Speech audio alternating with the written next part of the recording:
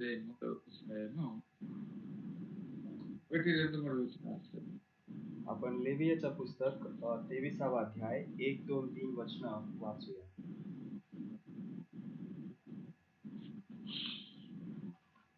మరియు యెహోవా మోషేకు ఇలా సెలవిచ్చెను, ఇశ్రాయేలుతో ఇట్లనము, మీరు చాటింపవలసిన యెహోవా నియామక కాలములు ఇవే.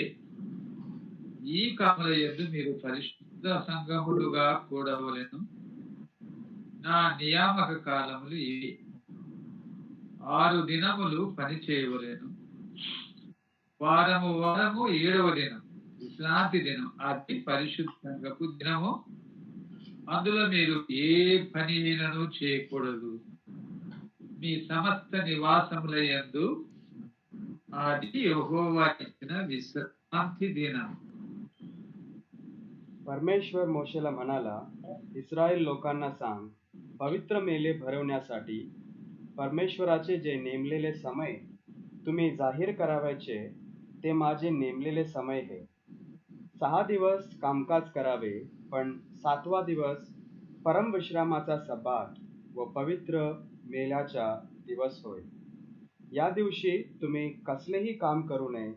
तुमच्या सर्व घरातून हा परमेश्वराचा सब्बात असावा.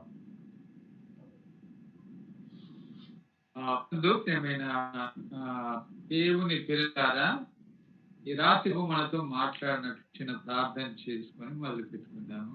प्रिय देवाच्या प्रिय बंधूंनो, आपण प्रभू आज रात्री आपल्याशी बोलण्याकरिता एक प्रार्थना करून वचन मनन करू. ముఖ్యంగా మన సహోదరుడు ఉడగావకర్ చాలా అనారోగ్య స్థితిలో ఉన్నాడు, అస్తమాతే బాధపడుతున్నాడు కనుక ఆయన కొరకు ప్రత్యేకంగా ప్రార్థన చేయమని నేను కోరుతున్నాను. सर्वात प्रमुख रीतीने जे महत्वाचा विषय आहे की आपला प्रिय बंधू अंकल वडगावकर अंकल जे आहेत ते अस्थमाने ते पीडित आहेत. तर आपण प्रार्थना करूया त्यांच्या तब्येतीसाठी आणि पूर्ण आरोग्यासाठी. ప్రభువుకు ఏది అసాధ్యము కాదు. प्रभूला काही सुद्धा असाध्य असं काही नाही. ఆయన సమస్తము సాధ్యపరచగలడు. तो सगळं कुठलाही विषय तो साध्य करू शकतो. అస్తమా మన వడగావకర్ అస్తమా రోగా ముట్టి బాగు చేస్తాడు. जे अस्थमा आहे वडगावकर अंकल यांना, तर प्रभू त्यांना स्पर्श करून बरं करतो, करू शकतो. అయితే మనము ప్రార్థన చేయాలి. पण आपण प्रार्थना केलं पाहिजे. ఆయన మన సహోదరుడు, तो आपला बंधू आहे. ఆయన దేవుని దాసుడు, तो देवाचा दास आहे. ఆయన గృహములో నిర్మించాలన్న కోరిక నాకు ఏర్పడింది. ప్రార్థిస్తున్నాను, ఆయన కూడా ఆశ కలిగి ప్రార్థిస్తున్నాను. आणि त्यांच्या घरामध्ये एक मंडळी सुरू व्हावं म्हणून फार आशेनं प्रार्थना करत होतो. त्यांनी पण प्रार्थना करत होते आणि प्रभूची इच्छासाठी बघत आहोत. మీరందరూ కూడా ప్రార్థించండి. ఆయన గృహములో సంఘము ఒకటి ఏర్పాటు కావాలి. तुम्ही सर्व सुद्धा प्रार्थना करा की त्यांच्या घरामध्ये एक मंडळी स्थापना व्हावी. 2019వ సంవత్సరంలో ఆయన గృహములో కూడిక జరిగిస్తున్నారు. 2019 वर्षामध्ये साली प्रभू त्यांच्या घरात एक प्रार्थना सभा आम्ही जमत होतो. అక్కడ ఏర్పాటు కావాలని కొందరు ప్రభు సమకూరుస్తూ ఉన్నాడు. तेथे मंडळी स्थापना व्हावे म्हणून अनेक लोकांना प्रभू जमवत होता. అయితే సాతాను కొంత కీడు చేసి కనుక అక్కడ జరుగుతున్నప్పటికీ ఆగిపోయింది. पण सैतान थोडा तोटा केला म्हणून आटंक केला म्हणून तिथं जे सभा जमत होते ते थांबली. కానీ ఆయన గృహములో ప్రభు సంఘము ఏర్పాటు కావాలి. पण त्यांच्या घरामध्ये एक मंडळी, प्रभूची मंडळी स्थापना व्हावी. మనం అనేక సంఘాలు ప్రభు కట్టుకోవాలని ఆశ ఉంది, కానీ ఆ పని మా ద్వారా జరిగించుకుంటాడు. प्रभूची इच्छा आहे की अनेक ठिकाणी त्याच्या मंडळी बांधलं जावं, पण तो काम आपल्याद्वारे तो प्रभू करवून घेतो. అందుకు మనము ప్రయాసపడాలి. म्हणून आपण श्रम करावा. ప్రార్థన చేయాలి. आपण प्रार्थना करावा. ఈ మాట మీరు జ్ఞాపకం పెట్టుకోండి. हे विषय तुम्ही लक्षात ठेवा. ప్రభు రాకపోతే కొన్ని దినాల తర్వాత నేను అడుగుతాను ఎంతమంది ప్రార్థన చేస్తున్నారు సంఘం కొరకని. प्रभू जर आगमनाचा उशीर झालं तर मी विचारणार किती लोक त्या मंडळीविषयी प्रार्थना करत आहात म्हणून. అనేకులు ఆ సంఘం పడాలి అంటే ఎందరో ప్రార్థన చేయాలి. तिथं मंडळी स्थापना व्हायची असेल तर अनेक लोक प्रार्थना करणं गरज आहे. ఆయన ముఖ్యముగా ఆయన పని చేయటకు వడగావకర పని చేయటకు ముఖ్యంగా ఆయన ఆరోగ్యం కొరకు ప్రార్థన చేయాలి. प्रथम वडगावकर अंकल काम करण्याकरिता त्यांच्या तब्येतीसाठी पूर्ण आरोग्यासाठी प्रार्थना करू. ఆయన కుమార రక్షణ కొరకు ప్రార్థన చేయాలి. त्यांच्या मुलांचं जे तारण आहे त्यांच्याविषयी सुद्धा प्रार्थना करू. చిన్న ప్రార్థన చేసుకుందాం. छोटी प्रार्थना करू आपण. పరలోకమందున్న మా తండ్రి నీ ఘనమైన నామమునకై నీకు స్తోత్రములు చెల్లిస్తున్నాను. हे स्वर्गीय आमच्या पिता तुझ्या महान नावाबद्दल तुला आम्ही स्तुती करत आहोत. ఇంతవరకు నాయన ఈ గూగుల్ మీట్ ద్వారా మీరు మీ పాటలు పాడించుకొని మీరు మహిమ పొందినందుకై స్తోత్రం. आतापर्यंत प्रभू गुगल मीट मध्ये तुझं गीत गाऊन घेऊन तुझा महिमा स्वीकारलास म्हणून तुला स्तुती करतो. ఇప్పుడు నీ వాక్యములోనికి మేము వెళ్తుండగా మీరు మాతో మాట్లాడు. आता आम्ही तुझ्या वचनात जात असताना प्रभू तुम्ही आमच्याशी बोला. మీరే మాట్లాడు. तुम्ही स्वतः बोला प्रभू. నీ వాక్యము మాకు తెలియదు. तुझं वचन आम्हाला माहित नाही. మాట్లాడితే మాకు ఆశీర్వాదము మాకు రక్షణ మారు మనసు కలుగుతుంది. आपण तुम्ही बोलला तर आमचं मन बदलतो, तारण भेटतं आणि आमचं उद्धार होतो. ఇక మీకే అప్పగిస్తున్నాను. स्वतःला आम्ही तुझ्या हाती सोपून देतो. మాకు వినగల చెవిని విను బుద్ధిని పుట్టించి ऐकणारा कान आणि ऐकण्याकरिता तो मन तू आम्हाला दे आणि तू चालव. యేసుక్రీస్తు పరిశుద్ధ నామమున ప్రార్థిస్తున్నాను తండ్రి. प्रभू येशू ख्रिस्ताच्या पवित्र नावामध्ये प्रार्थना करतो पित्या. ఆమేన్. आमेन. ప్రభు నామమున ఆమేన్ అని చెప్పిన అందరికీ భక్తిపూర్వకంగా వందనాలు. जे प्रभूच्या नावामध्ये ज्या लोकांनी आमेन म्हटलं त्या सर्वांना माझं पूर्ण हृदयपूर्वक सलाम. ఇప్పుడు మనం దేవుని వాక్యంలోనికి వెళ్దాం. आता आपण देवाच्या वचनात आपण येऊया. ఇశ్రాయేలులకు పరలోకమందున్న తండ్రైన దేవుడు ఆయన యెహోవా అను పేరుతో ఈ లోకానికి వచ్చి మాట్లాడిన మాట ఇశ్రాయేలులో మాట్లాడిన మాట. आता जो परमेश्वर यहोवा आहे तो परमेश्वर इस्रायल लोकांना सोडवण्याकरिता जो या जगावरती आला होता तो स्वतः बोललेलं वचन आहे. అసలు ఆయన పేరు సర్వ సృష్టికర్త. जर त्याचं खरं पाहिलं तर सृष्टीचा निर्माणकर्ता असं त्याचं नाव आहे. ఆయన సర్వశక్తి దేవుడు అని పేరు. तो सर्वात शक्तिमान देव आहे असं म्हटलं जातं. సైన్యాలకు అధిపతి యెహోవా అని శరాబు కనపరుచుకున్నవాడు. आणि शेराफिमच्या द्वारे तो सेनाधीश परमेश्वर आहे असं त्याला कौतुक करण्यात आला होता. ఇశ్రాయేలు ప్రజలకైతే నేను ఉన్నవాడను అనువాడను యెహోవాను అని కనపరు. इस्रायल लोकांना तर मी जो होता, मी जो आहे आणि मी जो राहणारा असा जिवंत परमेश्वर मी आहे म्हणून इस्रायल लोकांना तो स्वतः प्रगट केला. అదే దేవుడు యేసుక్రీస్తు ప్రభువుగా లోకమంతటికి కనపరుచుకుని మనకు గొప్ప రక్షణను ఇచ్చాడు. आणि तोच देव प्रभू येशू ख्रिस्त म्हणून प्रभू येशू ख्रिस्त या नावानं या जगात येऊन तुम्हाला आणि मला तारणाचा अनुभव दिला. ఆయన ప్రభు యేసుక్రీస్తు అని పేరు పెట్టుకొని మనకు కనపరుచుకున్నాడు. आणि तो प्रभू येशू ख्रिस्त या नावाद्वारे तो स्वतः आपल्याला प्रगट झाला. ఇప్పుడు ప్రభు యేసుక్రీస్తును గూర్చి సర్వ లోకమున ప్రకటింపబడుతుంది. आता प्रभू येशू ख्रिस्ताविषयीच सर्व पूर्ण पृथ्वीवर त्याचं घोषणा, त्याची सुवार्ता प्रकट होत आहे. ఐగుప్తులో నుండి ఇస్రాయల్ విడిపించిన వారికి ఆజ్ఞాపించిన ఆజ్ఞలు కొన్ని ఈ లేవియ కాండములో మనం చదువుతాం.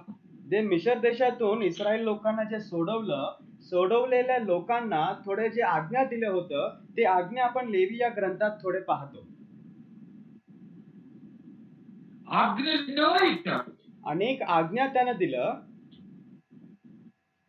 నిర్కాండములో ఆజ్ఞలు ఉన్నాయి. निर्गम या पुस्तकात आज्ञा आहे. ఆజ్ఞలు ఉన్నాయి.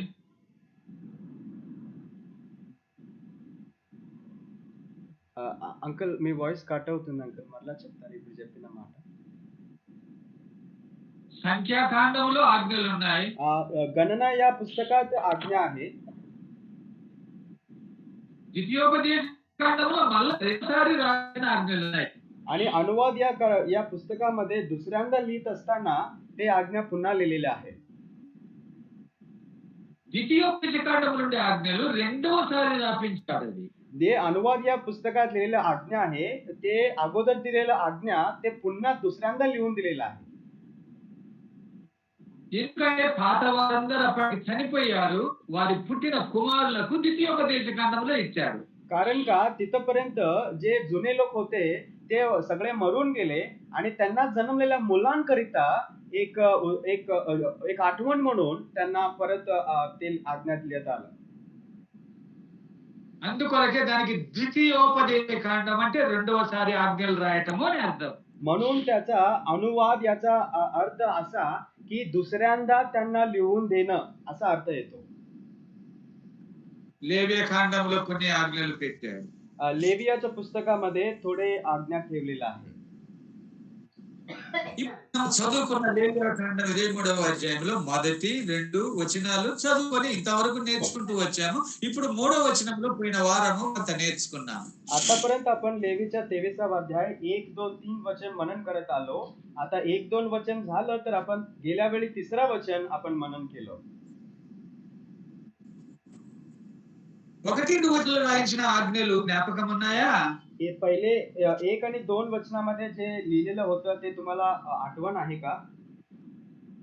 ప్రతి దినము పరిశుద్ధ సంఘముగా ప్రతి కుటుంబము కూడుకోవాలి. दररोज तुम्ही पवित्र मंडळी म्हणून तुम्ही पवित्र सभा तुम्ही नेमलेल्या समयामध्ये जमलं पाहिजे.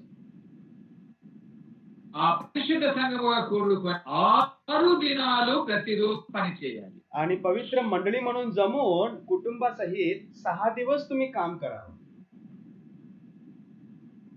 ఇప్పుడు 3వ వచనములో ఇప్పుడు 7వ దినముల గురించి రాసి आता 3रा वचनामध्ये 7व्या दिवसाविषयी लिहिलेला आहे. అది విశ్రాంతి దినము. तो विसावाचा दिवस आहे. అది ఎవరికి విశ్రాంతి? तो विसावा कोणाकरिता आहे? నిర్గమకాండం 20వ అధ్యాయము 5వ వచనములో రాయబడింది. निर्गम याचा 20वा अध्याय आणि 9वा वचन मध्ये लिहिलेला आहे. 10వ వచనం 10 वचन क्षमा करा. निर्गम 20 अध्याय आणि 10 वचन. 7వ దినము నీ దేవుడైన యెహోవాకు విశ్రాంతి దినము. నీ దేవుడైన యెహోవాకు విశ్రాంతి దినము. आणि 7वा दिवस तुझा देव परमेश्वर याचा सब्बात आहे. అది మీకు కాదు. ते तुम्हाला नाही. అంటే ఇష్టం చెప్తున్నారు. आता ते इस्रायल लोकांना ते सांगत आहे. అది యెహోవాకు విశ్రాంతి దినము. ते परमेश्वराचं विसावाचं सब्बात आहे. ఎందుకు విశ్రాంతి దినము 7వ దినమున? 7व्या दिवशी तो सब्बात दिवस असा का म्हटलं जातो? ఆయన 6 దినములు పనిచేశాడు. तो 6 दिवस तो काम केला होता. ఏది ఆది కాండము 1వ అధ్యాయం 1వ వచనము చూస్తే అక్కడ 6 దినములు పనిచేసి 7వ దినమున విశ్రాంతి పొందేను అని రాయబడింది. उत्पत्ती याचा 2रा अध्याय 1ला वचन पाहिलं तर तेथे परमेश्वरानं 6 दिवस काम केला आणि 7व्या दिवशी तो विसावा घेतला असं म्हटलेलं आहे. 6 దినములు పని చేయడం. 6 दिवस तो कामकाज करावा. ఎవరు పని చేశారు? कोण काम केलं? యెహోవా పని చేశాడు. परमेश्वरानं काम केला. యెహోవా 6 నెలలు పని చేశాడు. 7వ దినమున విశ్రమించాడు. परमेश्वरानं 6 दिवस काम केला आणि 7व्या दिवशी त्यानं विसावा घेतला. ఇప్పుడు మనకు కూడా అదే ఇశ్రాయేలుకు ఆనాటి ఇశ్రాయేలుకు లేవియ 13వ వచనము 3వ వచనములు అదే రాశాడు. आता इस्रायल लोकांना सुद्धा आणि आपल्याला सुद्धा काय म्हटलेलं आहे लेवियाच्या पुस्तकात की 23वा अध्याय 3ऱ्या वचनामध्ये तेच लिहिलेलं आहे. ఏమంటున్నాడు? 6 రోజులు పని చేయవలెను. వారము వారము 7వ దినము విశ్రాంతి దినము, అది పరిశుద్ధ సంఘపు దినము. అందులో మీరు ఏ పని చేయకూడదు. 3ऱ्या वचनामध्ये असं आहे की ती 6 दिवस कामकाज करावे, पण 7व्या दिवशी दिवशी परमविश्रामाचा सब्बात आहे. त्या पवित्र मेलाव्याच्या दिवशी तुम्ही कुठलेही काम करू नये. ఏ పని చేయకూడదు విశ్రాంతి దినమున. त्या सब्बाताच्या दिवशी तुम्ही कुठलेही काम करू नये. అది విశ్రాంతి దినం. तो सब्बाताचा दिवस आहे. అది యెహోవాకు విశ్రాంతి. तो परमेश्वराचा सब्बात दिवस आहे. 6 దినం పని చేసిన యెహోవా 7వ దినము విశ్రమించాడు. 6 दिवस काम केलेलं परमेश्वरानं 7व्या दिवशी विसावा घेतला. అలాగైతే మనకు కూడా లేవి కాండము 23వ అధ్యాయము 1, 2, 3 వచనాల్లో ఏం చెప్తున్నాడు? तसं असलं तर आपल्याला सुद्धा लेवीच्या 23वा अध्याय 1, 2, 3 वचनाद्वारे काय बोलतो प्रभू? 6 దినం చేయవలెను మీరు. तुम्ही 6 दिवस कामकाज करावा. ఏం చేయాలి? आणि कुठलं काम करावा? ఆయన ఏమేమి చెయ్యమని నియమించాడో పరిశుద్ధ సంఘముగా కూడుని ఆ పనులన్నీ చేయాలి. जे काम जे जबाबदारी तुम्हाला दिलेलं आहे पवित्र मंडळी जमल्यानंतर ते सर्व काम तुम्ही ते करावं.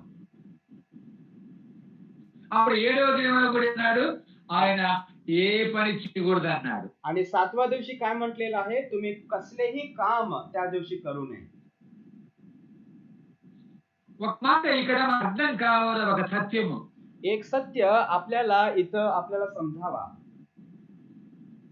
బాగా శ్రద్ధగా వాక్యాన్ని చూసుకోనండి. लक्षपूर्वक तुम्ही वचन बघा. యెహోవా 6 రోజులు పని చేశాను. परमेश्वरानं 6 दिवस काम केला. 7వ దినమున విశ్రమించెను. 7व्या दिवशी त्यानं विश्रांती घेतला. అంటే యెహోవా విశ్రాంతి దినం, ఆయనకు విశ్రాంతి. म्हणजे परमेश्वर त्या दिवशी विश्रांती घेतला, त्याच्यासाठी तो विसावाचा दिवस आहे. అయితే మనకు ఇశ్రాయేలుకు రాసేటప్పుడు లేవియ ఖండములో 6 దినములు మీరు పని చేయాలి, 7వ దినము ఏ పని చేయకూడదు అని అంటున్నారు కానీ మీకు విశ్రాంతి ఏం లే. पण इस्रायल लोकांना सांगत असताना तुम्ही 6 दिवस काम करा, पण 7व्या दिवशी तुम्ही कसलेही काम करू नये असं म्हटलेलं आहे. पण तुम्ही 7व्या दिवशी विश्रांती घ्या असं नाही म्हटलं. విశ్రాంతి దినము అది యెహోవా. जो विसावाचा दिवस आहे तो परमेश्वराचाच आहे. 6 దినములు పని చేసిన యెహోవా ఆయన 7వ దినమున విశ్రాంతి తీసుకొనుటలో పని చేసే 6 దినాలు మనకు చెప్పిన ప్రభువు 7వ దినమున ఏ పని చేయకూడదు అని దీనిలో ఉన్న ఆ ప్రభు యొక్క ఆలోచన గొప్ప ఆలోచన కలిగి ఉన్నాడు తన ఇశ్రాయేలు ప్రజల ఎడల. जो परमेश्वरानं 6 दिवस काम करून 7व्या दिवशी विश्रांती घेतला आणि इस्रायल लोकांना सांगताना तुम्ही 6 दिवस काम करा आणि 7व्या दिवशी तुम्ही कसलेही काम करू नये असं म्हणण्यामध्ये इस्रायल लोकांच्या बाबतीत प्रभूचा जे विचार आहे फार महान आहे.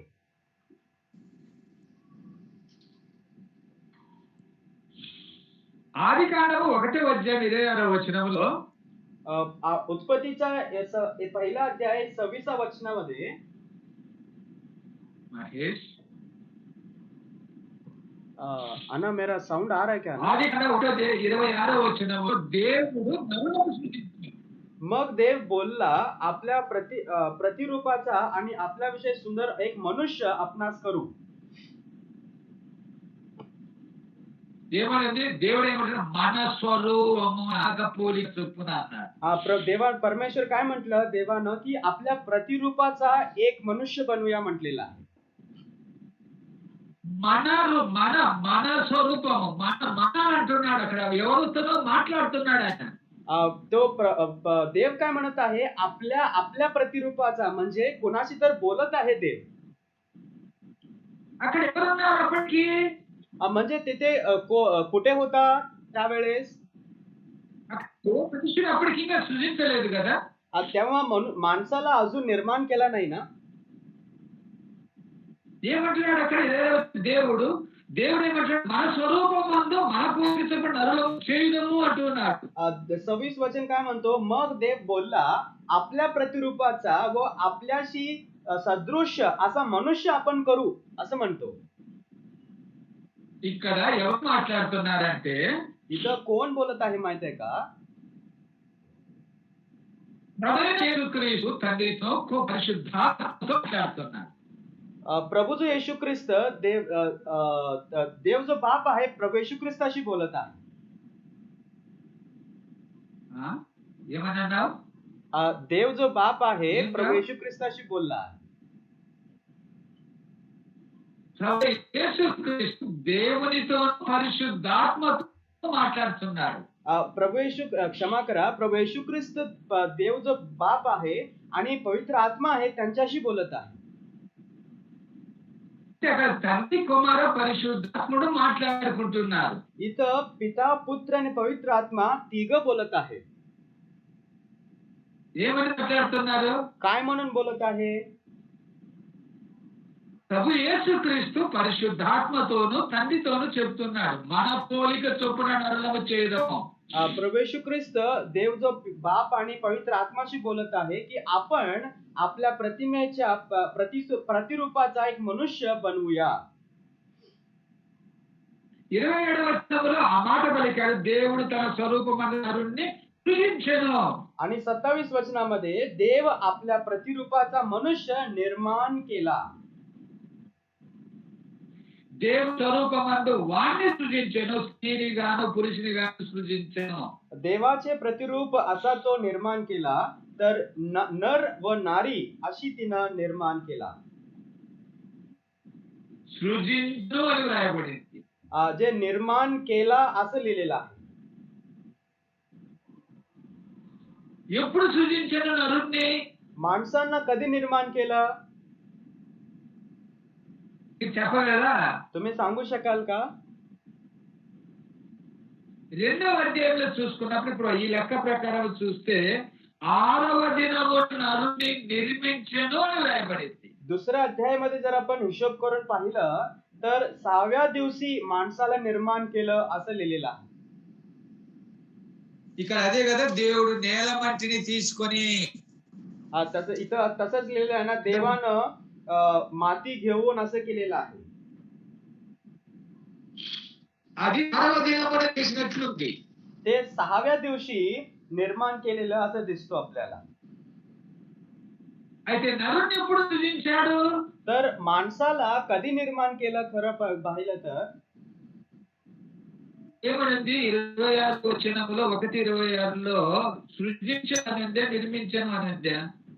निर्माण मराठीలో निर्माण अंदून 27व्या वचनामध्ये असं आहे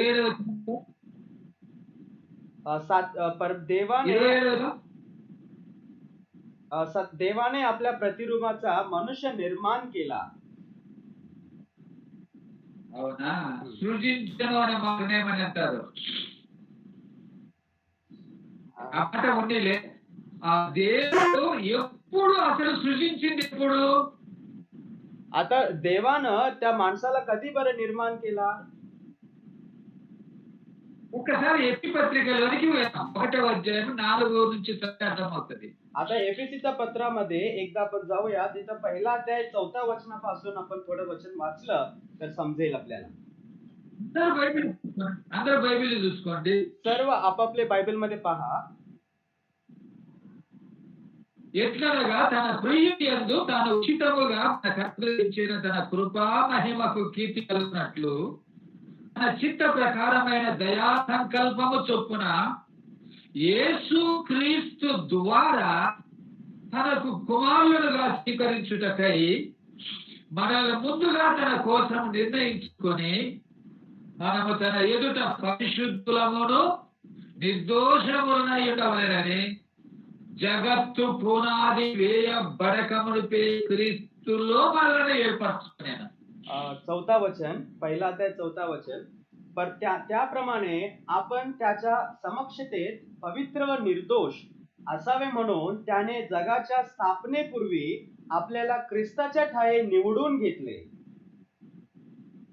ఇప్పుడు ఏర్పరచుకోవడం आपल्याला कधी बरं निवडून घेतलं? జగత్తు పునాది ఇవ్వబడకమునిపై క్రియేషనందు మనల్ని ఏర్పరచుకున్నంటే అప్పుడే రక్షించుకున్నాడు ఆయన. म्हणजे जगाच्या स्थापनेपूर्वी आपल्याला ख्रिस्ताच्या ठाई आपल्याला निवडलं म्हटलं तर आपल्याला तेव्हा त्याच दिवशी प्रभूने आपल्याला तारण दिलेलं आहे. అంటే దేవుడు జగత్తు పునాది వేయక ముందు అంటే అర్థం ఏంటి? जगाचा पाया म्हणजे त्याचा पाया घातल्या अगोदर म्हणजे त्याचा अर्थ काय?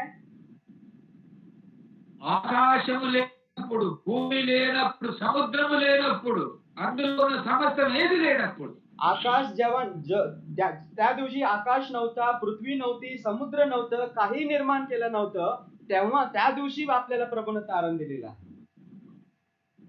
आणि जगత్తు పునాది వేయబడక మునిపే రాయబడింది. तसं जगाच्या स्थापनेपूर्वी आपल्याला निवडलेलं आहे असं लिहिलेलं आहे. అప్పుడు జగత్తు పునాది వేయబడక మునిపే మనల్ని ఏర్పరచుకున్నాడంటే నరుడు ఎప్పుడు సృజించాడు? जगाच्या स्थापनेपूर्वी आपल्याला ख्रिस्तामध्ये निवडलं असेल तर तसं म्हटलं तर माणसाला निर्माण कधी केला? కానీ అది మనకు తెలియదు. ते तर आपल्याला माहित नाही. కానీ జగత్తు పునాది వేయబడక మునిపే నరుని సృజించుకున్నాడు, ఆయన ఏర్పరచుకున్నాడు. అందుకొరకే నరుని కొరకే భూమి, ఆకాశమును, సముద్రమును, అందులో ఉన్న సమస్తము చేశారు. जगाच्या स्थापनेपूर्वी माणसाला निवडलं म्हणून त्या माणसाकरिता आकाश, पृथ्वी आणि सर्व वस्तू जे आहे ते सर्व माणसांकरिता प्रभूने अगोदर निर्माण केलं. జగత్తు పునాది వేయబడక మునిపే మనుషునికి ఏమి అవసరమైన మనల్ని పుట్టించాడు గనక మనుషునికి ఏమి అయితే అవసరం అవన్నీ 6 దినాలు పనిచేశాడు మనిషి కొరకు. आणि जे जगाच्या स्थापनेपूर्वी माणसाला करण्या अगोदर जे त्याला गरज आहे माणसाला ते सर्व 6 दिवस प्रभूने तयार केलं. म्हणजे 6 दिवस प्रभूने काम केलं. ఈ మాట చాలా శ్రద్ధగా, జగత్తు అది వేయబడక మునిపే నరులను సృజించాడు. మనల్ని సృజించిన అక్కడగా ఉన్నవేంటివి?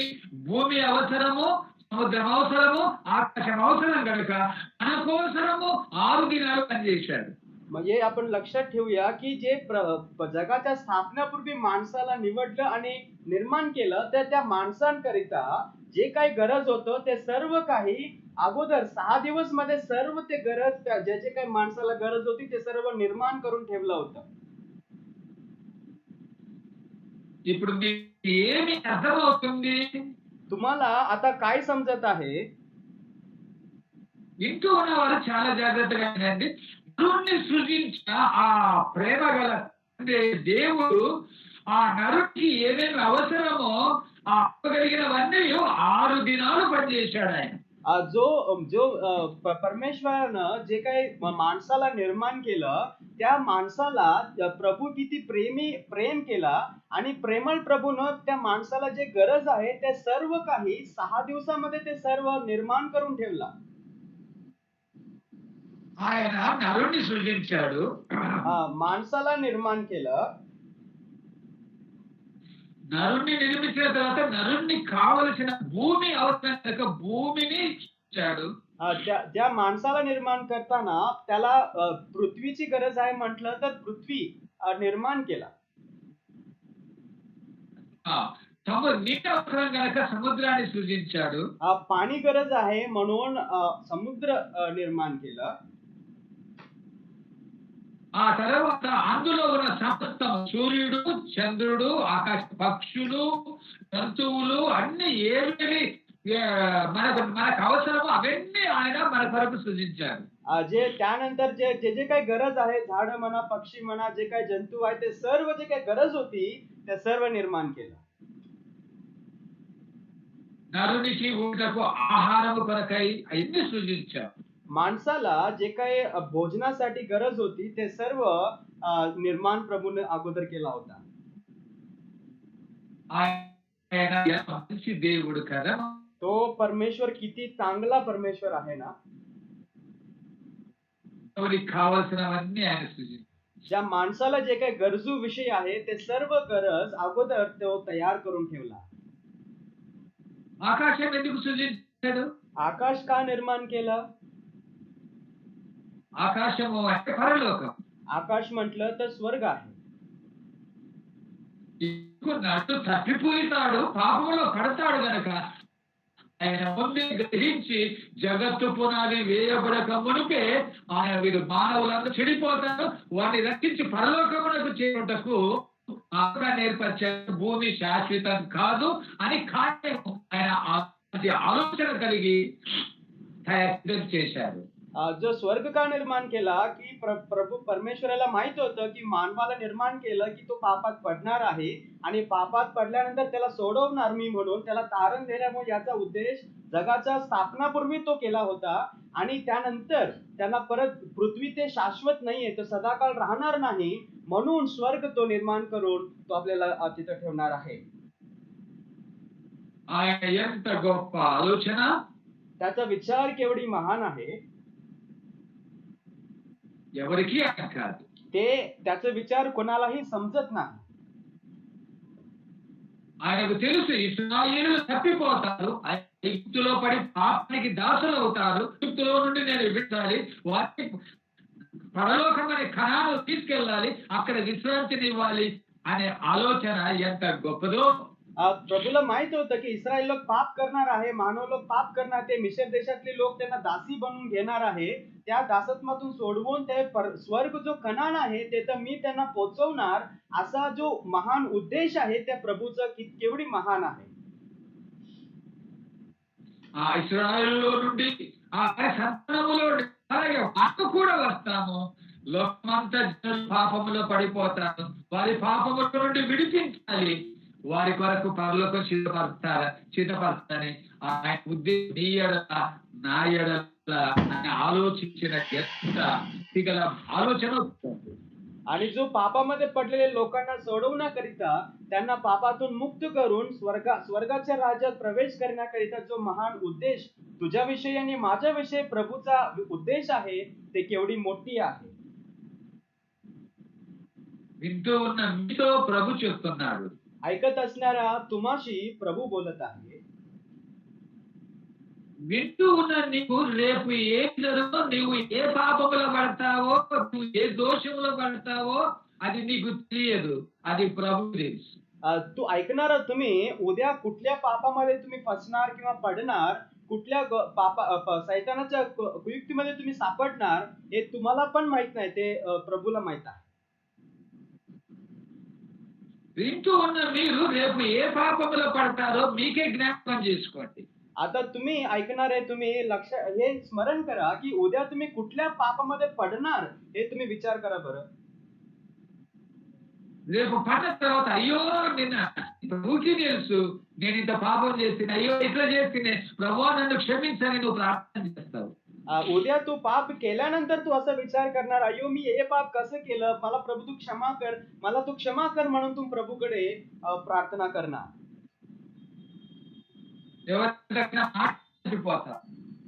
ते त्या दिवशी तू आश्चर्य होणार. ఎవరి దగ్గర అబద్ధం ఆడతావు, कुणाकडे तर तू खोटं बोलतोस. ఎవరికి దగ్గరనైనా నువ్వు కీడు చేస్తావు. कोणाकडे जर तू तोटा त्याचा नुकसान करतोस,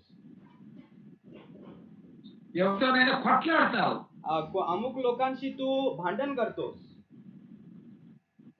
ఎవరి మీదైనా కోపం చెడ్డ మాటలు కూడా పెడతావు. अनेक लोकांना तू रागवून वाईट शिवा पण देत असेल. అది అది నీవు ఏం చేస్తావో అది ప్రభువుకు తెలుసు. तू काय करणार आहे ते प्रभूला माहित आहे. రేపు ఏం చేస్తావో అది నీకు తెలియదు. उद्या तू काय करणार हे तुला सुद्धा माहित नाही. అది ప్రభుకే తెలుసు. ते प्रभूलाच माहित आहे. అందుకొరకే ప్రభు మన కొరకు ఆయన మన కొరకు అన్ని 6 దినాలు పని చేసి సిద్ధం చేశారు. ఇప్పుడు ఇశ్రాయేలుకును మనకును ఆయన పని చేయకు ఆజ్ఞాపించారు. आता म्हणून तर प्रभूनं आपल्याकरिता सर्व 6 दिवस काम करून तो 7व्या दिवशी विश्रांती घेतला आणि इस्रायल लोकांशी आणि आपल्याशी पण म्हणत आहे तुम्ही 6 दिवस काम करा असं प्रभू विनवणी करत आहे. 23వ అధ్యాయం లేవియ కాండంలో 6 దినాలు పరిశుద్ధ సంఘముగా కూడి ప్రభు పనే చేయాలి 6 దినాలు. ते 23वा अध्याय लेवीच्या पुस्तकामध्ये असं आहे की तुम्ही 6 दिवस एक पवित्र मंडळी म्हणून जमावं आणि प्रभूचंच काम करावं 6 दिवस. ఇది 23వ అధ్యాయము 2వ వచనం చూడేమంటున్నారు. 23वा अध्याय 2रं वचन पहा बरं काय म्हटलेलं आहे. మీరు మీరు చాటింపవలసిన యెహోవా నియామక కాలములు ఇవే. ఈ కాలముల యందు మీరు పరిశుద్ధ సంఘములుగా కూడవలెను. నా నియామక కాలములు ఇవి పనిచేయాలి. दुसरं वचन इस्रायल लोकांना सांग की पवित्र मेले भरवण्यासाठी परमेश्वराचे जे नेमलेले समय तुम्ही जाहीर करावायचे ते माझे नेमलेले समय हे आहे. ఏం చెప్తున్నాడు? పరిశుద్ధ సంఘములుగా గృహములో కూడుకోవాలి, సంఘముగా కూడాలి. पवित्र मंडळी म्हणून तुम्ही आपल्या घरामध्ये जमावं, मंडळी म्हणून जमावं. ఇది ఆయన అప్పగించిన పని. हे त्यानं सोपून दिलेलं काम आहे. ఇదిగో ఉన్న మీరు ప్రతిదినము కుటుంబ పరిశుద్ధ సంఘం కూడటం, కుటుంబ ప్రార్థన ఉన్నారా? ऐकणारे तुम्ही दररोज तुम्ही पवित्र मंडळी म्हणून आपापल्या कुटुंबामध्ये कौटुंबिक प्रार्थना तुम्ही रोज करत आहात का? అలాగైతే ఆయన పని నువ్వు చేయటం లేదు. तसं असेल तर त्याचं काम तू करत नाहीये. నా విషయం మీకు చెప్తున్నా. माझा विषय मी तुम्हाला सांगतो. నాకు పెళ్ళైనప్పటి నుండి ఉదయము సాయంకాలము పరిశుద్ధ సంఘముగా కుటుంబ ప్రార్థనలో కూడుకుంటాం, సంఘముగా కూడుకుంటాం. माझं लग्न झाल्या दिवसापासून सकाळी प्रार्थना करतो, कौटुंबिक प्रार्थना, आणि संध्याकाळी सुद्धा कौटुंबिक प्रार्थना रोज करतो. నా కుమారులు పుట్టారు, కుమార్తె పుట్టారు, ముగ్గురు పిల్లలతో కలిసి ఉదయం కుటుంబ ప్రార్థన, సాయంకాలం కుటుంబ ప్రార్థన, సంఘం కూడిక. मला माझी मुलं झाली आणि मुली पण झाली तर तेव्हा सुद्धा सकाळी पण कौटुंबिक प्रार्थना आणि संध्याकाळी सुद्धा कौटुंबिक प्रार्थना होत असते. ఇప్పటికి కూడా నేను నా భార్య ఉదయం ప్రార్థన, సాయంకాలం ప్రార్థన. माझी मुलांची सगळ्यांची लग्न झाली पण आता सुद्धा मी माझी पत्नी सकाळी प्रार्थना करतो आणि संध्याकाळी पण प्रार्थना करतो. ఇది ఆయన అప్పగించిన పని. त्यानं हे प्रभूनं दिलेलं, सोपून दिलेलं एक काम आहे. ఇప్పుడు ఎఫెసు పత్రిక 2వ అధ్యాయము 10వ వచనంలో ఏమనింది అక్కడ మనకు అప్పగించిన పని. एफेसीकरास 2रा अध्याय 10 वचन बघा बरं. दिलेलं काम काय आहे, जबाबदारी काय बघा बरं. బైబిల్ చూసుకోండి, చదివినప్పుడు శ్రద్ధగా వినండి. आपापल्या बायबल मध्ये बघा एफेसीकरास 2रा अध्याय 10 वचन. మరియు వాటి యందు మనము నడుచుకొనవలెనని దేవుడు ముందుగా సిద్ధపరిచిన సత్య క్రియలు చేయటకై మనం క్రీస్తు యేసునందు సృష్టింపబడిన వారమై ఆయన చేసిన పని అయిన आपण सत्कृत्य करावे म्हणून ख्रिस्त येशूच्या ठाई निर्माण केलेले असे आपण त्याची हस्तकृत्य आहोत. ఏమంటున్నాడు? ఆయన సిద్ధపరిచిన సత్క్రియలు చేయాలి అంటే ఆయన మనం సిద్ధపరిచాడు. म्हणजे देवानं पूर्वी जे योजून ठेवलेलं आहे त्या सत्कृत्य करण्याकरिता आपल्याला सांगत आहे. దేవుడు 6 దినాలు అన్ని సిద్ధపరిచాడు, అన్ని పని చేసి సిద్ధపరిచాడు. देवानं 6 दिवस सगळं काही काम करून सगळं सिद्ध तयार करून ठेवलेलं आहे. ఏది దేవుడు మనకు అధికారమా మొదటి అధ్యాయంలో 6 దినాలు పని చేసేవన్నీ మన కొరకు సిద్ధపరిచాడు. जे उत्पत्ती आपण मध्ये पाहतो की प्रभूने जे 6 दिवस काम केलं ते सर्व आपल्यासाठी तयार करून ठेवलं. ఇప్పుడు మనను ఆయన ఏర్పరచుకున్న తర్వాత ఆయన సిద్ధపరిచిన సత్క్రియలు చేయుటకు చేయట కొరకే 6 పని చేయాలని చెప్తున్నాడు. आणि आता आपलं तारण झाल्यानंतर त्याने निवडून घेतला म्हणून आता आपण देवानं जे पूर्वी योजून निर्माण करून ठेवलेलं आहे ते सर्व सत्कृत्य आपण करावं म्हणून 6 दिवस काम करा असं प्रभू आज्ञा देतो. 6 అదే ఆ పనులు సత్క్రియలు అంటే అర్థం ఏంటిది? सत्कृत्य याचा अर्थ काय बरं? దేవుని సన్నిధిలో ఉదయం ప్రార్థన, కుటుంబ ప్రార్థన, సంఘ ప్రార్థన, సాయంత్రం కుటుంబ ప్రార్థనలు ఇవి సత్క్రియలు అంటే అర్థం. सकाळी कौटुंबिक प्रार्थना, संध्याकाळी सुद्धा कौटुंबिक प्रार्थना हे करत राहणं हेच सत्कृत्य आहे.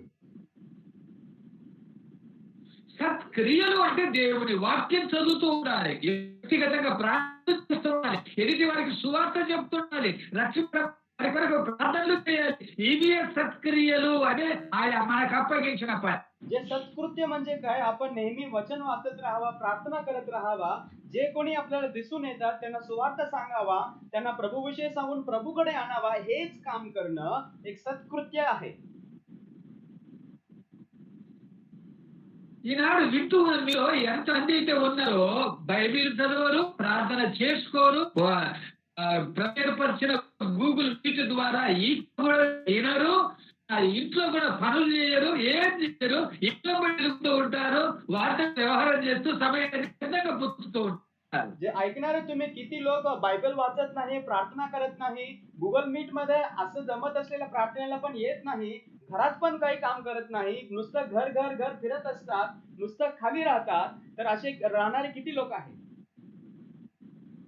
ఈలాగున మీరు ఉన్నప్పుడు ఎక్కడ నీకు సరి చేస్తున్నావు?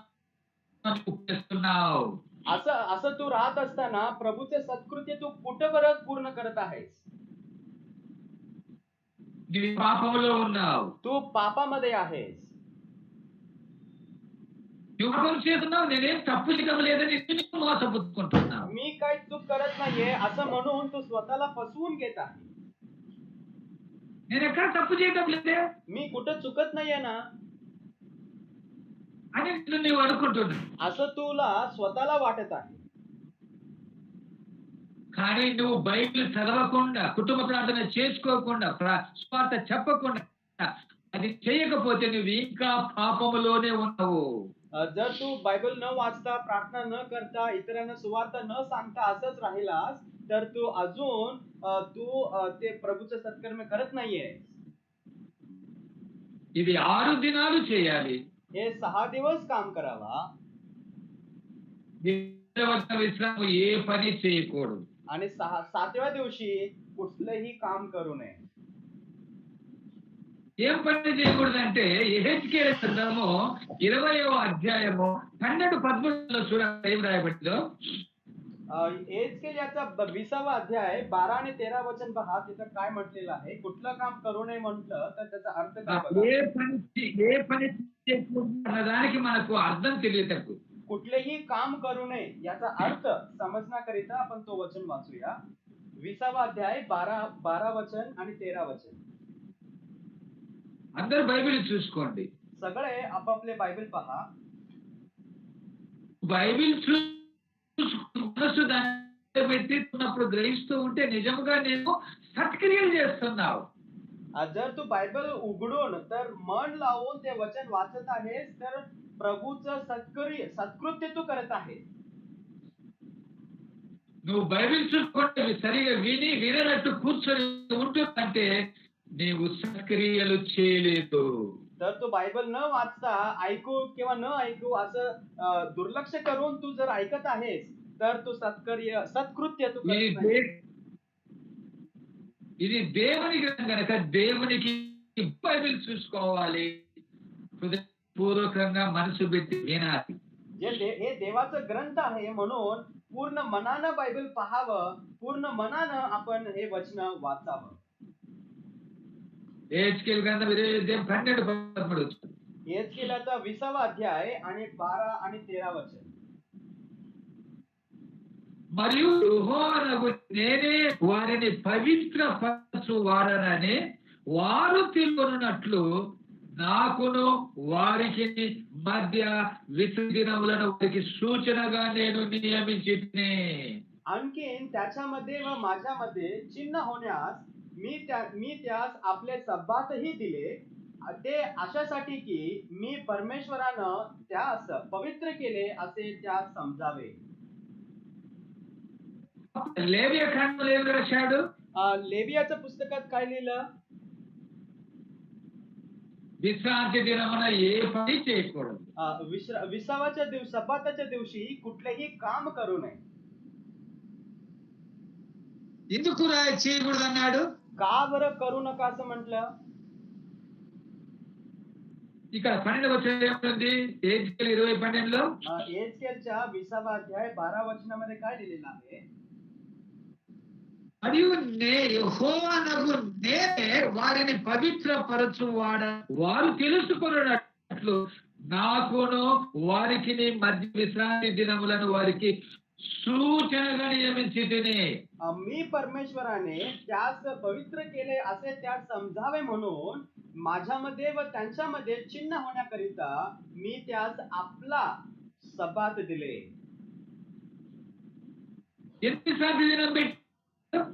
सब्बाताचा दिवस का दिला बरं? ఇప్పుడు ఇశ్రాయేలుకు ఏం చేయకూడదని ఎందుకు చెప్పాడు? సబ్బాతాच्या दिवशी काय करू नका म्हणून ప్రభువున म्हटलं. ఏమంటున్నాడు ఇక్కడ? మరియు యెహోవా నేనే వారిని పవిత్రపరచువాడను అంటున్నాడు. इथं काय म्हटलेलं आहे? मी परमेश्वराने त्यास पवित्र केले असं म्हटलेलं आहे. ఆయన మనల్ని పవిత్రపరిచేవాడు. तो आपल्याला पवित्र करणारा आहे. మీకు అందుకే చెప్తున్నాను, ఏంటి 6 దినాలు పని చేయాలి ఆయన క్రియలు అని. म्हणून म्हटलेलं आहे, तुम्ही म्हणतो की 6 दिवस तुम्ही काम करावा, त्याचं सत्कृत्य करावा. ఆయన సిద్ధపరిచిన సత్క్రియలు. నేను ఏం తప్పు చేయలేని ఆ సత్క్రియలు చేయకుండా నేను మోసపుచ్చుకోవద్దు. त्यानं ते सिद्ध करून ठेवलं, त्यानं योजना करून ठेवलं, ते करावं. मी काय चूक करतोय असं म्हणणं नाही.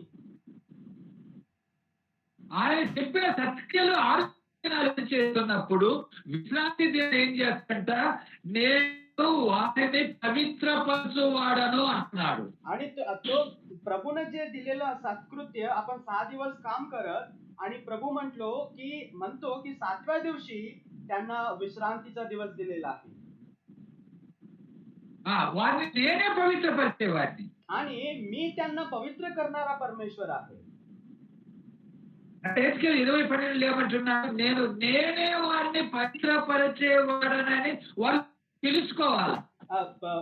एहेजकेल 20:12 मध्ये आहे शेवटचं लाईन की मी परमेश्वरानं त्यास पवित्र केले असं त्यास समजावे. ఈ విశ్రాంతి దినం ఎందుకు పెట్టాడంటే నేను వారిని పరిశుద్ధపరిచేవాడిని, నేను వారిని పరిశుద్ధపరిచేవాడిని వారు తెలుసుకోవాలి. వారికి వారు పరిశుద్ధులుగా కాలేదు. हे सब्बाता दिवस का ठेवला की इस्रायल लोक समजावा की मी त्यांना पवित्र करणारा परमेश्वर आहे, ते स्वतः पवित्र होऊ शकत नाही हे समजण्यासाठी सब्बाताचा दिवस दिलेला आहे. మనం ఎప్పటికీ పరిశుద్ధులము కాలేము. आपण स्वतः कधी सुद्धा पवित्र होऊ शकत नाही. మనలో పాపమే ఉంటది. आपल्यामध्ये पापच राहतो. మనము అపరాధులమే. आपण अपराधी आहोत. మనం రక్షించుకున్నాను, ఆయన తన ప్రజలుగా చేసుకున్నాను, ఆయన పరలోక రాజ్య వారసులుగా మనల్ని ఏర్పరచుకొని నడిపించుకున్నాను. ఆయన ఎదుట మనం నిలిస్తే మనం ఇంకా పాపులుగానే కనబడతాం. आपल्याला तारण दिलं, आपल्याला स्वर्गाचे राज्य वारस जरी केलं, आपण त्याची मुलं जरी झालो, आपण जो अपराधी आहोत तो अपराधीच राहणार. కనుక మనము ప్రతి దినము ఆయనే పరిశుద్ధపరచువాడు. म्हणून आपण दररोज आपल्याला तोच पवित्र करणारा परमेश्वर आहे. యోహాను రాసిన మొదటి పత్రిక 1వ అధ్యాయం 7వ వచనం చూడు. पहिलं योहानाचे पत्र 1ला अध्याय 7वा वचन पहा. చూసుకోండి, అంత బైబిల్ చూసుకోండి. ఇది సత్క్రియ. सगळे आपापले बायबल पहा. काय म्हटलेलं? पहिलं योहान 1ला अध्याय 7वं वचन. అయితే ఆయన వెలుగులో ఉన్న ప్రకారము మనమును వెలుగులో నడిచిన ఎడల మనము అన్యోన్య సహవాసము గలవారమై ఉన్నాము. అప్పుడు ఆయన కుమ్మడైన యేసు రక్తము ప్రతి పాపము నుండి మనలను పవిత్రులుగా చేయును. आपण जसा तो प्रकाशात आहे तसे जर आपण प्रकाशात चालत असलो तर आपली एकमेकाबरोबर सहभागिता आहे आणि त्याचा पुत्र प्रभू येशू ख्रिस्ताच्या रक्त आपल्याला सर्व पापापासून शुद्ध करीते. మనను పవిత్ర, మన పాపములను పవిత్రగా ఆయన రక్తంతో కట్టి అవిశ్వాసం आता हा जो आपल्याला प्रभूचं रक्त आपल्याला शुद्ध करते म्हटलं सर्व पापापासून, विश्वासणाऱ्यांकरिता की अविश्वासणाऱ्यांकरिता? ఇది విశ్వాసుల గురించే. हे विषय आहे, हे विश्वासणाऱ्यांना लिहिलेला आहे. ఏమంటున్నాడో ఏమొచ్చాడో, అయితే ఆయన వెలుగులోనున్న ప్రకారము మనమును వెలుగుతే సంఘములో సహవాసములో నడుస్తున్నా. जसं तो प्रकाशात आहे, आपण जर प्रकाशात चाललो म्हणजे मंडळीच्या बरोबर जो प्रकाशात चालत आहे त्या वचनाबरोबर आपण चाललं पाहिजे. అన్యోన్య సహవాసం గలవారని ఎందుకు అలా ఉంటున్నా ఆయన ఇంకొక మాట ఏమన్నాడు? ప్రతి పాపము నుండి ప్రభువైన యేసుక్రీస్తు రక్తం చేత కడిగిపరుచున్నా. అంటే సంఘము సహవాసం చేస్తున్నా, వాక్యము చదువుతున్నా, నీవు ప్రభు వాక్యమును బట్టి నడుచుకుంటున్నా, ఆయన సత్క్రియలు చేస్తున్నా, నీలో ఇంకా పాపము ఉంటుంది అనేది మనకు అర్థమవుతుంది. आपण प्रभूच्या बरोबर एकामेकाबरोबर सहभागिता असलो तरीही प्रभूच्या वचनामध्ये जरी राहिलो, वचन ऐकत जरी राहिलो, त्याचं सत्कृत्य जरी आपण करत राहिलो, आपल्यामध्ये पाप आहे हे आपण कधी विसरू नये. అందుకే మనము సహవాసముగా కూడుకుంటున్నప్పుడు ఆయన రక్తంతో మనల్ని కడిగి పవిత్రపరుస్తాడు. म्हणून आपण जसा एक या सहभागिता प्रार्थनेमध्ये जमत असतो, प्रभू त्याच्या रक्तानं आपल्याला पवित्र करत असतो. అదే ఇశ్రాయేలు చెప్పింది. అది మీరు నా విశ్రాంతి దినమునకు ఎందుకు నియమించానంటే మిమ్మల్ని నేను పరిశుద్ధ పరచుటకు అది సూచన అన్నాడు. इस्रायल लोकांना तेच सांगत आहे, तुम्हाला मी सबात दिवस का दिलं तर तुम्हाला पवित्र करण्यासाठी असं दिलेलं आहे. ఈ సంఘములో ఇప్పుడు నేను వినేది సంఘములో ఎలాంటి ప్రజలంటే తమ పాపములను తాము పరీక్షించుకోక తాము నాశనానికి వెళుతూ దేవుని దాసుని కుటుంబముపై పాపాలు చూపి చెడుగా ఉత్తరాలు రాసి పంపించి వారి అలా ఇంటికొచ్చి కొట్టి కూడా వెళ్ళిపోయారు. తమను తాము పరీక్షించుకొని ప్రజలు ఎలాగున్నారో ప్రజలు చూడు. आता मी जे मंडळीमध्ये आहे ते मंडळीचे लोक कसे आहे माहितीये का, की ते लोक स्वतःचं आत्मपरीक्षण करत नाही, तर इतरांचं म्हणजे मुख्य प्रभूच्या दासांचं कुटुंबाचं चुका काढून त्यांच्या विरुद्ध वाईट पत्र लिहून अनेक लोकांना पाठवलं आणि घरी सुद्धा येऊन मारामारी करून मारून गेलं आणि स्वतःला कधी ते परीक्षा करत नाही आणि असं करत ते नाश होत आहे.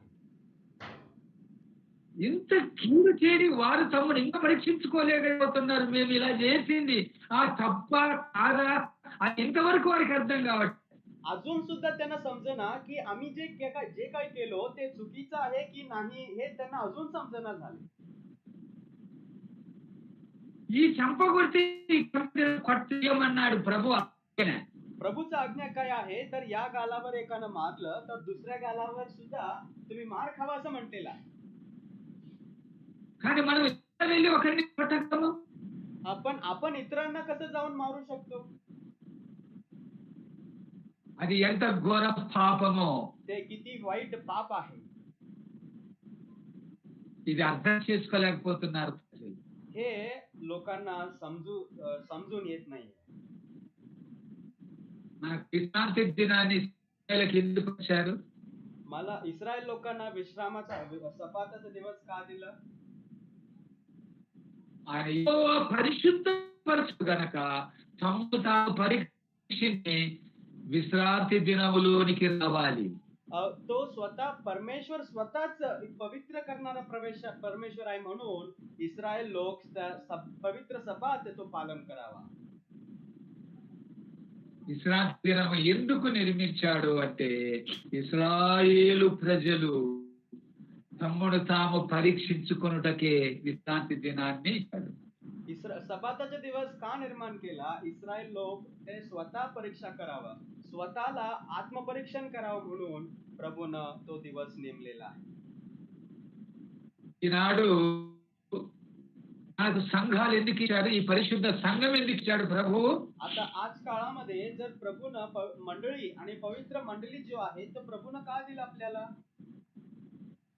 మనల్ని ప్రతిదినము ఉదయము సాయంకాలము పరిశుద్ధ సంఘముగా కుటుంబ ప్రార్థనలు చేసుకోమని ఎందుకు చెప్తున్నాడు?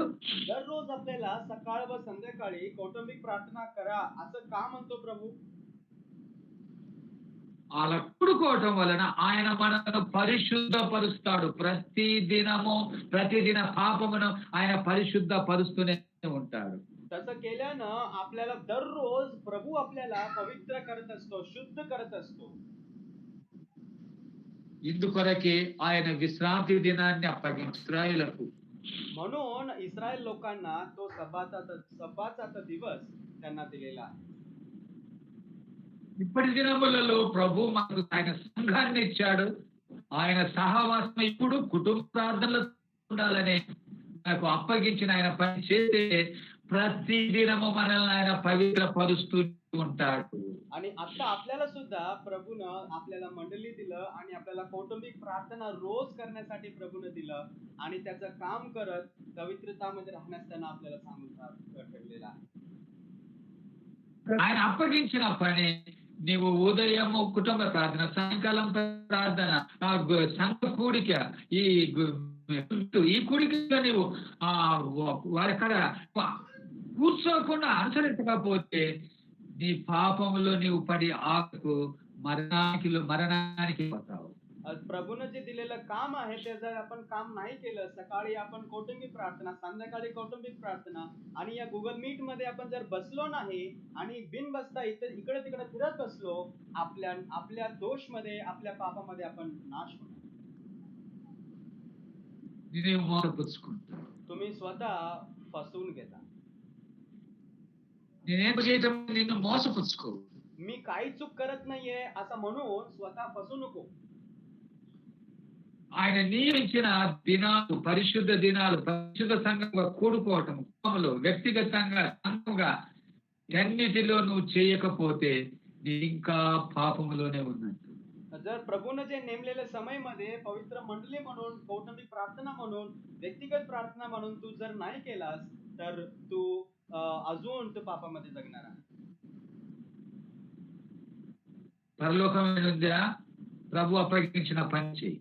स्वर्गात जायचं आहे का? प्रभूने जे सोपलेलं आहे ते काम कर. ఒకవేళ నశించినా నీ ఇష్టానుసారంగా ప్రవర్తించు. जर तुला नाश व्हायचं असेल तर तुला आवडेल तसं तू जीवन जग. అది నువ్వే పరీక్షించుకో. ते तू स्वतः परीक्षा कर. నీ మాట్లాడుతున్నా. प्रभू तुझ्याशी बोलत आहे. ప్రభు ఆశ ఆయన ఆజ్ఞను అనుసరించి ఆయన సత్క్రియ చేస్తూ ఆయన రాజ్యం చేరాలని ఆయన కోరిక చేతులు చాపుతున్నారు. प्रभूची आशा काय आहे की तुम्ही त्याचं आज्ञा पालन करावा, त्याचं आज्ञा पालन करून त्याच्या स्वर्गात तुम्ही प्रवेश करावा म्हणून तो हात पुढे करून तुम्हाला बोलत आहे. దేవుడు మిమ్మల్ని ఆశీర్వదించునుగాక. देव तुम्हाला आशीर्वादित करो. ప్రార్థన చేసు. आपण प्रार्थना करूया. పరలోకమున్న మా తండ్రి నీకు స్తోత్రములు చెల్లిస్తున్నా. हे स्वर्गीय आमच्या पित्या तुला आम्ही स्तुती करतो. నీ ప్రియ కుమారుడు మా ప్రభువైన యేసుక్రీస్తు అతి శ్రేష్టమైన మాకు గొప్ప రక్షణ నుంచి రక్షణ ఆనందాన్ని దయచేస్తున్నందుకు నీకు స్తోత్రం. प्रभू येशू ख्रिस्त जो तुझा एकुलता एक पुत्र याच्या पवित्र श्रेष्ठ नावामध्ये जे आम्हाला तारण दिलं आणि त्या तारणामध्ये तू आम्हाला चालवत आहेस, आनंद देत आहेस म्हणून तुला स्तुती करतो. ప్రభువైన యేసుక్రీస్తును గూర్చి నీవు రాయించిన పరిశుద్ధ గ్రంథములో మాటలను గూర్చి ఇప్పుడు మా అందరితో మీరు మాట్లాడినందుకై నీకు స్తోత్రాలు. प्रभू येशू ख्रिस्ताविषयी तुला जे पवित्र शास्त्रामध्ये जे लिहिलेलं वचन आहे त्याद्वारे तू आता आमच्याशी बोलल्याबद्दल तुला आम्ही स्तुती करतो. విన్న వారందరినీ మీరు ఆశీర్వదించి నీకు ఇష్టలుగా చేసుకో. ऐकलेल्या सर्वांना त्यांना तू आशीर्वादित करून तुला आवडेल असं तू त्यांना करून दे. మా ప్రభువైన యేసుక్రీస్తు నామమున ప్రార్థన చేస్తున్నాము తండ్రి. आम्ही आमच्या प्रभू येशू ख्रिस्ताच्या पवित्र नावामध्ये आम्ही प्रार्थना करतो पित्या. ఆమేన్. ఆమేన్. ఆమేన్. आमेन. ప్రభు ఆత్మ మీ అందరికీ తోడైండును గాక. प्रभूचा आत्मा तुमच्या सोबतीस असो. ప్రభుల ప్రభుల खूप खूप धन्यवाद.